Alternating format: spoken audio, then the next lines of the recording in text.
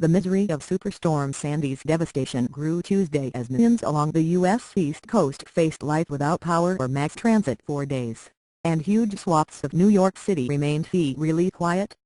The U.S. death toll climbed to at least 48, many of the victims killed by falling trees, and rescue work continued. The storm that made landfall in New Jersey on Monday evening with hurricane force cut power to more than 8.2 million across the east and put the presidential campaign on hold just 1 week before Election Day. New York was among the hardest. Thank you for trying verbose. This recording will go away once the product has been purchased. Hit, with its financial heart closed for a second day. The storm caused the worst damage in the 108-year history of the city's subway system, and New York City Mayor Michael Bloomberg said it could be 4 or 5 days before the biggest U.S. transit system was running again. "This was a devastating storm, maybe the worst that we have ever experienced," Bloomberg said. But the full extent of the damage in New Jersey was being revealed as morning arrived. The emergency crews fanned out to rescue hundreds. A hoarse-voiced New Jersey Governor Chris Christie gave Leak News thank you for trying verbose. This recording will go away once the product has been purchased. At a morning news conference, Seaside rail lines washed away. No safe place on the state's barrier islands for him to land. Parts of the coast still underwater. "It is beyond anything I thought I'd ever see," he said. "It is a devastating sight right now." The death toll from Sandy in the U.S. included several killed by falling trees. Sandy killed 18 people in New York City. It also killed 69 people in the Caribbean before making its way up the eastern seaboard. Airlines canceled more than 15,000 flights. New York City's 3 major airports. Thank you for trying verbose. This recording will go away once the product has been purchased. Remained closed. Some bridges into the city reopened at midday, but most major tunnels and bridges remained closed, as were schools and Broadway theaters. The storm sent a nearly 14-foot surge of seawater, the record, coursing over Lower Manhattan's seawalls and highways and into low-lying streets. The water inundated tunnels, subway stations and the electrical system that powers Wall Street and sent hospital patients and tourists scrambling for safety. Skyscrapers swayed and creaked in winds that partially toppled a crane 74 stories above Midtown. A large tanker ship ran aground on the city's Staten Island. Around midday. Thank you for trying verbose. This recording will go away once the product has been purchased. Sandy was about 120 miles east of Pittsburgh in Pennsylvania, pushing westward with winds of 45 miles per hour, and was expected to make a turn into New York State on Tuesday night. Although weakening as it goes, the storm will continue to bring heavy rain and flooding, said Daniel Brown of the National Hurricane Center in Miami. Sandy also brought blizzard conditions to West Virginia and neighboring Appalachian states, with more than 2 feet of snow expected in some places. Sandy will end up causing about $20 billion in property damage and $10 billion to $30 billion more in lost. Thank you for trying verbose. This recording will go away once the product has been purchased. Business, making it one of the costliest natural disasters on record in the U.S., according to IHS Global Insight, a forecasting firm. President Barack Obama declared a major disaster in New York and Long Island, making federal funding available to residents of the area. He suspended campaigning for a third day Wednesday, and planned to join Christie in viewing the damage in New Jersey. Obama, speaking during a stop Tuesday at Red Cross headquarters, warned the public that the massive storm that struck the East Coast is not yet over.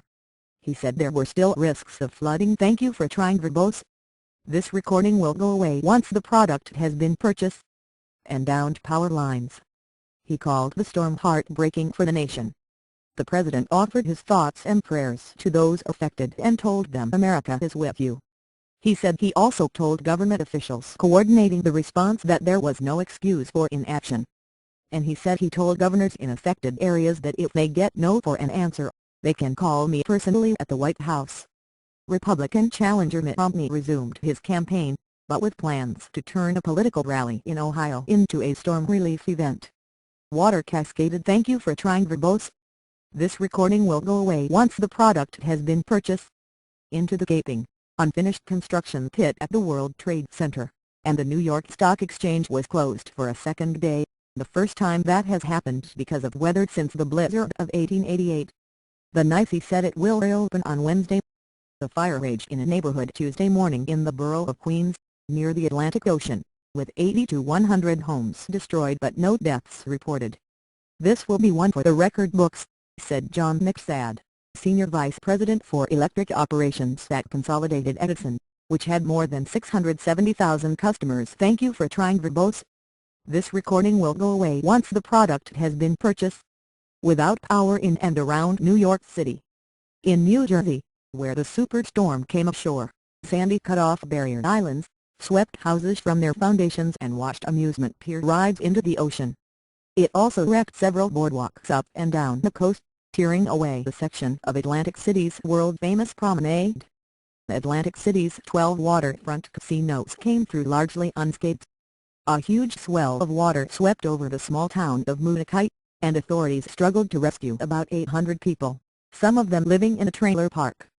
Police and fire officials used boats to try. "Thank you for trying Verbose. This recording will go away once the product has been purchased." To reach the stranded. The massive storm reached well into the Midwest with heavy rain and snow. Chicago officials warn residents to stay away from the Lake Michigan shore as the city prepared for winds of up to 60 miles per hour and waves exceeding 24 feet well into Wednesday. Curiosity turned to concern overnight as New York City residents watched whole neighborhoods disappear into darkness as power was cut. The World Trade Center site was a glowing ghost near the tip of Lower Manhattan. Residents reported seeing no lights but the strobes of emergency vehicles and the glimpses of "Thank you for trying Verbose. This recording will go away once the product has been purchased." Flashlights in nearby apartments. Lobbies were flooded, cars floated and people started to worry about food.